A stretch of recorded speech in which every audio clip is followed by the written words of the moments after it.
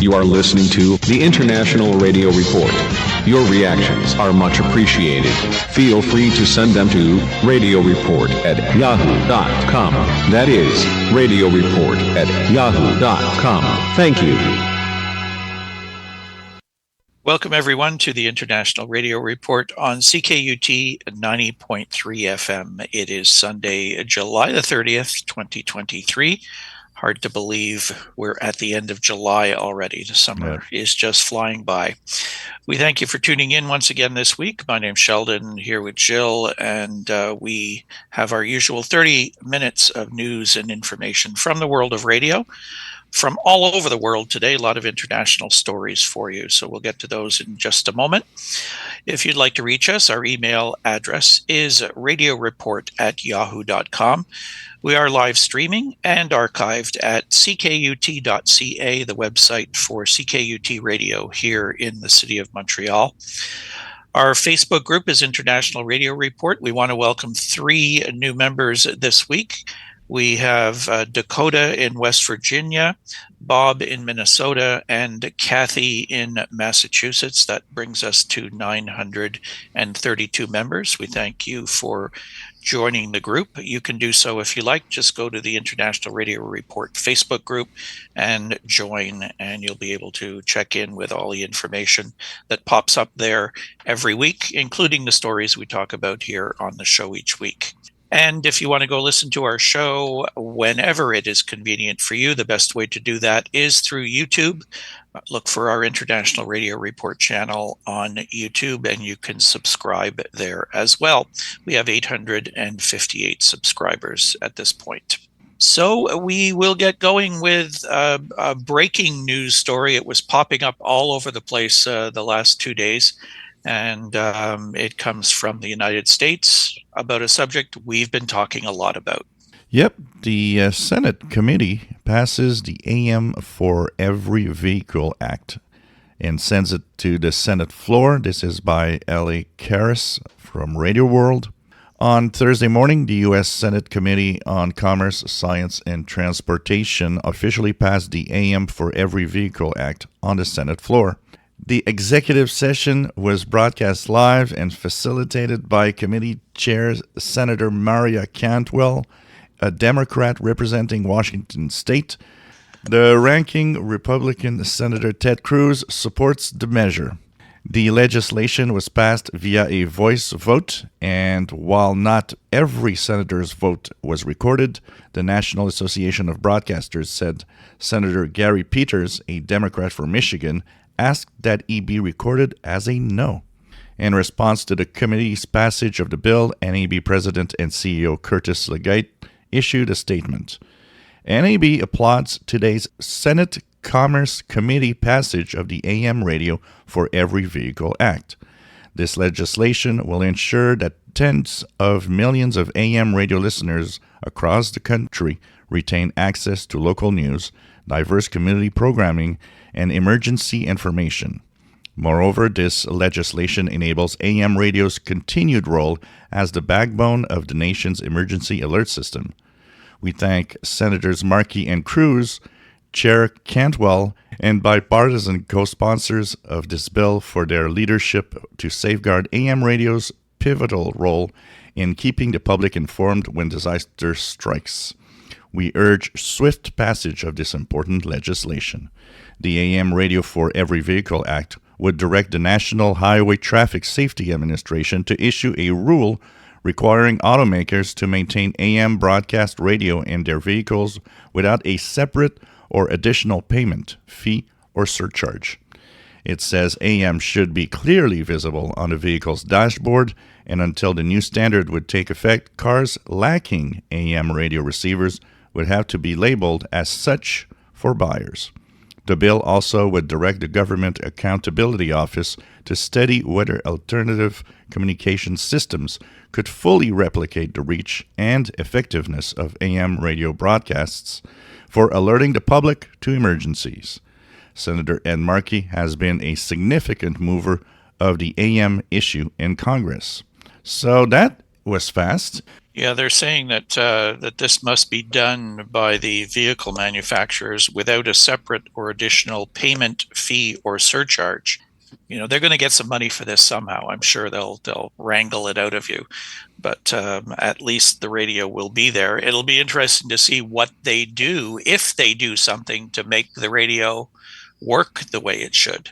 The challenge is going to be with the electric cars in particular, and that's what they were really focusing on. Yeah. And Ford was the first one that, when they saw this coming, they turned around and said, "Okay, yeah, we're going to leave the AM radio in there." But all of the other companies, they've been pretty quiet up to now. So we'll wait and see if this gets through the Senate. Then we'll see just how manufacturers are going to react to that. We move on to a story from via Radio World from London World by Daniel McNeil. British Member of Parliament Caroline Dinenage criticizes BBC over radio cuts, saying it will have significant impact on the elderly. Conservative MP and Minister of State for Digital and Culture, Dame Caroline Dinenage, has criticized the BBC over proposed radio cuts, saying it will have significant impact on the elderly and the vulnerable, who may be less able to use digital alternatives to receive their local trusted news sources. The proposed cuts would have an impact on local radio services, reducing the number of broadcasts, most noticeably in the evenings and weekends, cutting off vital news sources for many. Cuts were initially announced last year, with the BBC explaining it wants to prioritize digital content. National Union of Journalists members held strikes this year after rejecting revised plans on cuts to local radio.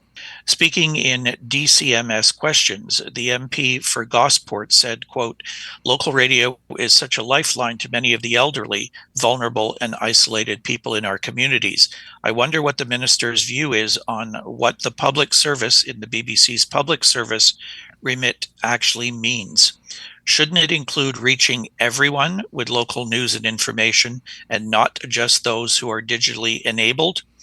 The Minister for Media, Tourism and Creative Industries, Sir John Whittingdale, said many people still value local radio and will regret and be very concerned about the reduction in output of local radio that the BBC proposed, particularly in evenings and weekends. So this is an important story that people, members of Parliament, starting to speak up about these cuts that the BBC wants to do, and also looking at the move towards digital broadcasting in Great Britain as well. It's clearly a question of money. It's clearly also decided without really fully thinking of the impact. I think it's also the BBC forgetting one major issue. They are there to be heard by the maximum amount of people possible. So I hope that this makes them think a little more. I think what we're starting to see, there's younger people in decision-making positions these days, and they've grown up in a technical, digital world of everything being right there for them, and all these new technologies that probably their parents didn't know anything about. And I think they just kind of think, well, we know how to use all this stuff, and everybody else will too, and they'll just hop on board. They're forgetting that it doesn't work that way. We see it here in Canada, that we see the numbers all the time of the parts of the country that just don't have high-speed internet. Some have spotty internet. Some they're still trying to get it in a reliable manner. And, for the younger generation arriving there, you got a new job at the BBC. You're going to be one of those that's going to decide the future of how all of this is actually sent out. And you're in the world of, digital and streaming and all this stuff from the internet. And you might look at, well, why are we doing radio? That's an old thing. We don't do that anymore. We do internet and streaming, and often because of the lack of knowledge of the internet connectivity and how many people are connected can actually do it. Well, we get decisions that will impact and block a number of people in the future. So another example of this is, radio goes digital in Ghana, bringing life to radio business and consumer experience. And this is from Modern Ghana. Some of the major challenges faced by electromagnetic spectrum users and managers in many parts of the world are the growing demands for frequency allocation, cases of interference, and quality of transmission signals. Electronic communication in Ghana has evolved over the years, with the industry showing commitment towards improving service delivery with the latest technologies.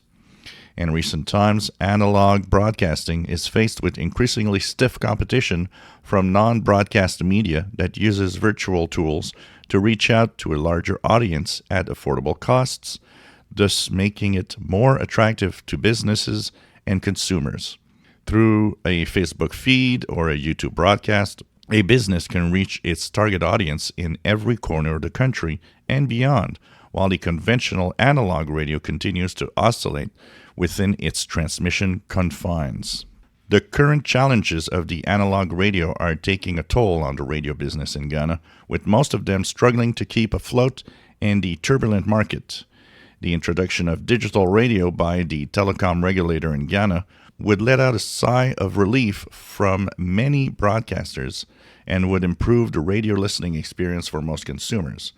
The National Communications Authority on Tuesday, July 25th, began piloting a digital radio broadcast in two cities in Ghana, Greater Accra and Greater Kumasi. The technology is termed digital audio broadcasting. This trial positions Ghana as the first country in West Africa and the fourth in Africa to deploy DAB. DAB has a significant advantage over the conventional analog broadcast. Unlike conventional analog broadcasting, the DAB system enables several programs to be multiplexed together and broadcast on the same radio frequency channel. In this ongoing trial, 18 existing FM stations in Accra and Kumasi will share the same frequency channel to deliver DAB services. DAB gives high-quality audio broadcast using digital signals without interference. DAB would have a wider reach and improved signal reception. As announced by the NCA, Ghana would roll out DAB+, which is a higher version of the DAB technology. This would be a huge step towards an interactive radio experience for both broadcasters and consumers. The experience is expected to be interactive, where the broadcasters are able to send services in text and images, while consumers can search DAB stations by their names instead of the old ways of memorizing the figures of their frequencies. Consumers would be spoiled for choice, as they would switch between channels conveniently to enjoy their favorite programs on the radio without boundary limitations, interference, or signal loss. It misses out on one major problem. In Ghana, it might not be everyone that has the money to purchase a new radio just to get to DAB. Well, that's the thing. They don't mention once in this article that this will require a different kind of radio. And I don't know what kind of services those people have. I don't know how many outlets they have in their little town where they can go and buy themselves brand new, shiny DAB plus capable radio. They don't mention that whatsoever in this article. It'll be great for people to have the radio. Oh, yeah. But A, how many people will afford one? How many people could find one? How many people will even understand what all of this means? It's just that are talking about, hey, wow, look at this great new technology. We can do all these wonderful things with it. I don't know. This is to me, just doesn't make a whole lot of sense. Somebody's not doing their homework here. It's like DRM. I have the impression somebody is pushing this very, very hard and convincing a lot of people that you have to spend money to do this. One line in this article jumps out at me. Through a Facebook feed or a YouTube broadcast, a business can reach its target audience in every corner of the country and beyond. Mm-hmm. While the conventional analog radio continues to oscillate within its transmission confines. Yeah. Well, that analog radio signal is going to reach, guaranteed, a whole lot more people than your DAB plus signal is going to. Yep, for sure. So, what's happening with our sun? Well, our sun was pretty active this week. There was a huge eruption on the far side that, if it had been on the Earth facing side, well, we would have had some major solar storm. Lots of sunspots. Once again, the sun is very active. The new sunspot AR 3686 and 89 pose threats for M-class solar flares, so this could be a pretty active week. When it's quiet down, it's pretty good conditions in general. We have a sunspot number of 154, solar flux 165. So there could be a lot of activity, but in between, we should actually have some good conditions as the sun is active. But to witness all of these solar effects on radio, well, you do need to turn on a radio and listen. We move next to a story by T. Carter Ross of Radio World. FM expansion coming to India soon. Plans for a massive auction of FM licenses across India are moving forward, according to Union Minister of Information and Broadcasting Anurag Thakur. Government is now planning a third batch of e-auctions of 808 channels across 284 cities, soon to further expand radio services, Thakur said, according to a report in the federal newspaper. Thakur made the announcement on July 23rd during the 8th and 9th National Community Radio Awards. The awards were part of the first ever regional community radio gathering in New Delhi. Currently, India has 388 private FM radio stations in 284 cities across the country. The new stations would serve Tier 2 and Tier 3 cities. The Tier 2 cities have a population of 50,000 to 100,000 people. Tier 3 cities have a population of 20,000 to 50,000. Thakur has also announced that India is working to make it easier for community stations to get licensed. He said that it used to take about 4 years and 13 processes to get licensed, but this has now been reduced to 8 processes, and a license can be acquired within 6 months. Thakur added that the ministry is trying to further reduce the time it takes for community stations to get licensed.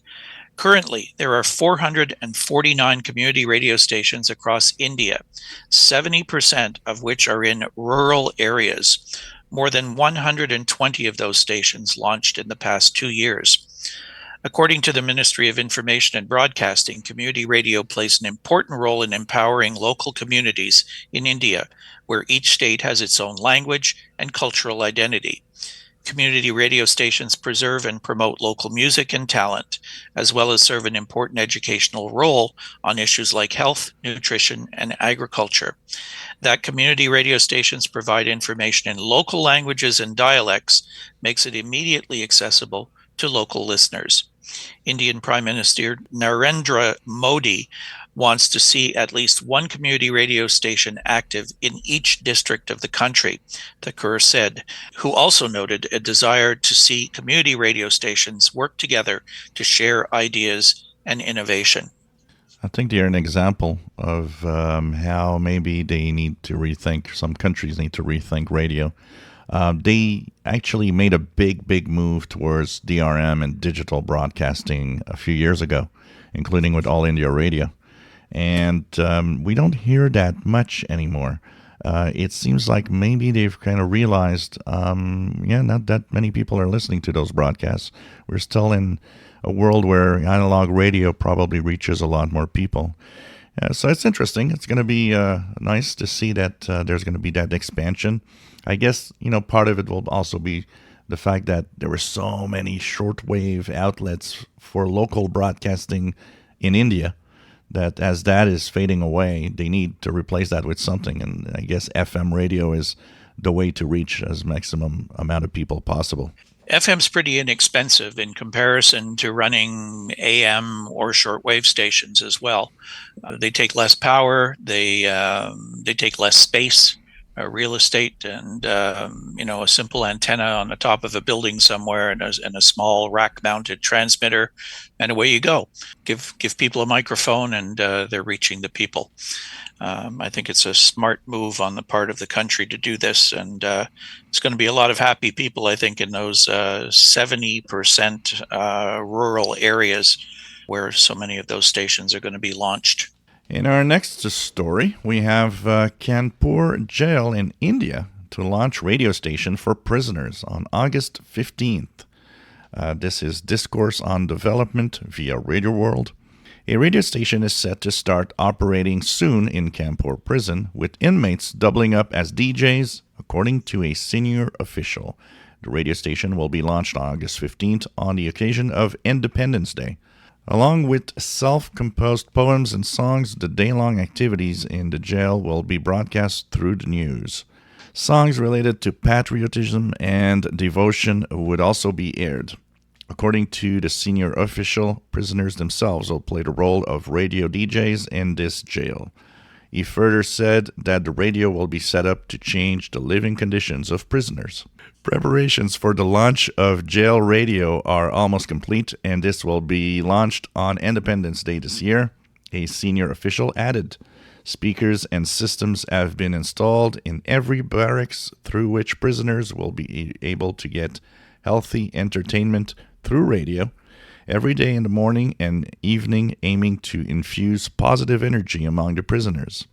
It will work like an FM radio, and its frequency will be within the entire jail premises. This initiative is about the flow of positive energy in the prisoners. Jail Superintendent Dr. B.D. Pandey said that the initiative aims to improve the mental conditions of the prisoners. Well, this is a good idea. It's always a good idea to try to give as much positivity and, help prisoners. Yeah, it's not the first case of this we've heard. We've had stories of radio stations being set up in prisons elsewhere in the world, and they do give the prisoners something creative to do, which I think is really important. There's not much for them to do to begin with. Yep. So this is something that may, depending on how long they're there, it could lead to something that once they're out, they turn their lives around, and they enjoy doing this sort of thing. Maybe it's something they can look at doing on the outside as well when the time comes. So I think these are positive initiatives. We've heard stories of prisoners going to prison libraries and becoming lawyers and becoming important people out in civilization again once they're out from behind the walls. So I think this might be an interesting activity for them to get involved in. So nice to see this sort of thing happening. We go off to the South Pacific, and this has been going on in a lot of places around the world, and some with very dire circumstances. It doesn't sound like that happened here, but it could. Don't try this at home, in other words. The story is from Brian Manabat from the Marianas Variety. Saipan radio station's transmitter copper wire stolen. KWAW 100.3 FM's live broadcast was abruptly cut Thursday afternoon due to copper wire theft. The cost of reinstalling the radio station's transmitter line estimated to be between $8,000 and $10,000. More than 600 feet of copper wire was stolen, and the panels, door locks, and door to the transmitter building on Mount Tapochao also needed to be replaced. The Department of Public Safety had been notified about the incident and had sent police officers to the transmitter's location. KWAW's DJ, Sun, told reporters that everything was really fine this morning, but just as I came here in the afternoon for the afternoon broadcast, boom, we got cut. We later learned that the transmitter's copper wire was stolen. There's a lot of cases where a lot of copper wires are being stolen for quick money. I just hope it does not happen again, he said. I feel bad for our listeners who have been asking us about our radio signal for the past couple of days. And I told them that our crew recently just fixed our signal, and I feel bad for the crew. They did the hard work, then just like that, it's gone. It's just sad. He said for now they have no live broadcasting, but they will continue streaming on KWAW's Facebook page. So we've seen and heard stories of this happening here in North America. Yep.